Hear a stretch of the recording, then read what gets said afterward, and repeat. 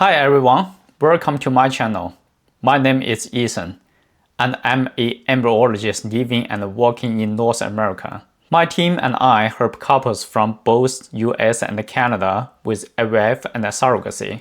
And I started this YouTube channel to explain everything about fertility treatment and surrogacy in a way that's easy and simple to understand.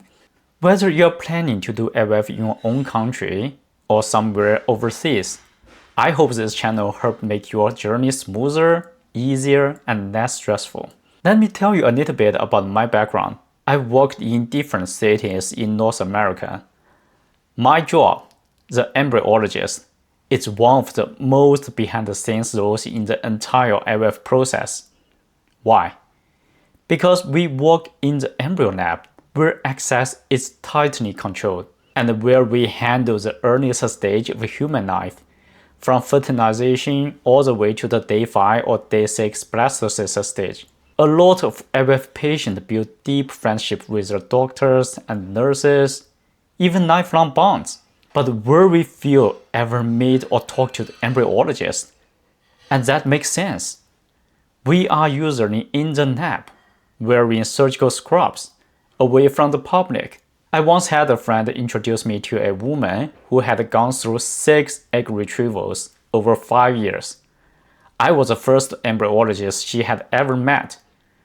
That just shows you how mysterious our work is to most patients. Even though IVF is now widely accepted around the world, many people still don't understand what actually happens in the lab. IVF today, growing but still misunderstood. IVF has been around for over 14 years. The first IVF baby was born in 1978 in the UK. Today, more and more people know about IVF and are open to using it. 10 years ago, many patients were still embarrassed to tell others they were doing IVF. They'd whisper their plans and ask me to keep it a secret. But now, people openly take time off work and say, I'm going to do IVF. And that's a great thing. Today, there are over 2 million IVF procedures done each year around the world, and over 500,000 IVF babies are born annually. In Japan, I even heard that 1 out of every 5 babies is born via IVF. Not sure if that's 100% accurate, but still impressive. But even with IVF being so common, a lot of patients still don't fully understand the process. Even after going through it, they don't know what the hormone shot mean, what their ultrasound results say, or what embryo grading is. That is why I created this channel, to explain all of this in a way you can actually understand. So in this very first episode, I want to talk about something a lot of IVF patients worry about. What if the clinic mix up my embryo? That's a real fear. No one wants to go through IVF, carry a baby for 9 months, and then find out it's not your child. In big clinics, especially those doing 13 or 14 egg retrievals in a single day, it's natural to wonder, how do they keep all the sperm and eggs separate? What if they mess up? So here's the truth. Yes, embryo mix-ups have happened before. They are extremely rare, but real.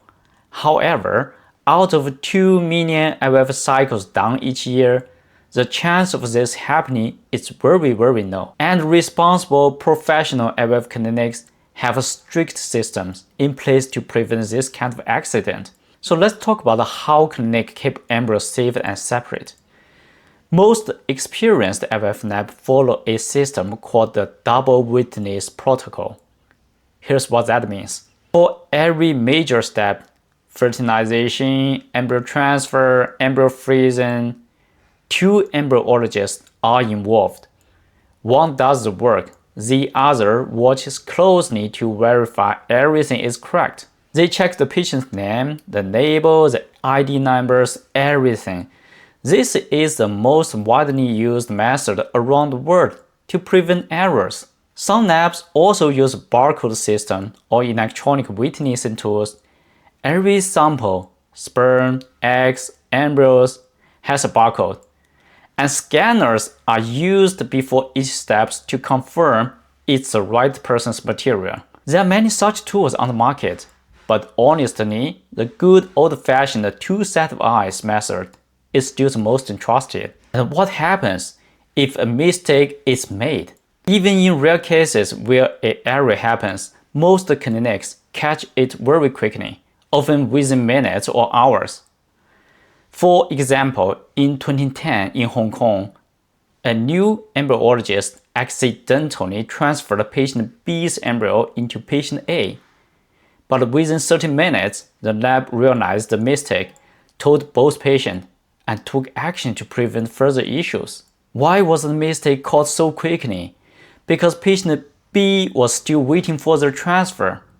Then the lab checked the incubator. They saw that B's embryo was already gone, and A's was still sitting there. That immediately triggered an alert. Something was wrong. This kind of one-by-one tracking helps clinics detect error fast.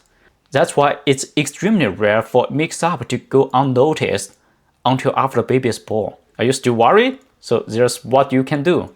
Here's what you can do. If you're still anxious, there's one more option you can consider. After you get pregnant, you can do a non-invasive prenatal paternity test around week 10. This test looks at the fetal DNA that circulates in the mother's blood. A simple blood draw from the pregnant woman can determine if the baby's DNA matches the intended parents, is safe and reliable. Today, IVF clinics are operating in a competitive market. The reputation matters. An embryo mix-up would destroy a clinic's reputation, and they know it. So it's in both your interest and the clinic's interest to make sure this kind of error never happens. Trust a responsible clinic, ask questions, understand the safety protocols they use. That way you can feel confident and focus on the journey ahead. That's it for episode 1 of my channel. If you found this helpful, please like the video and subscribe to my channel. We've got many more topics to cover in future episodes. See you next time, and I hope your IVF and surrogacy journey is smooth, successful, and full of hope. Bye.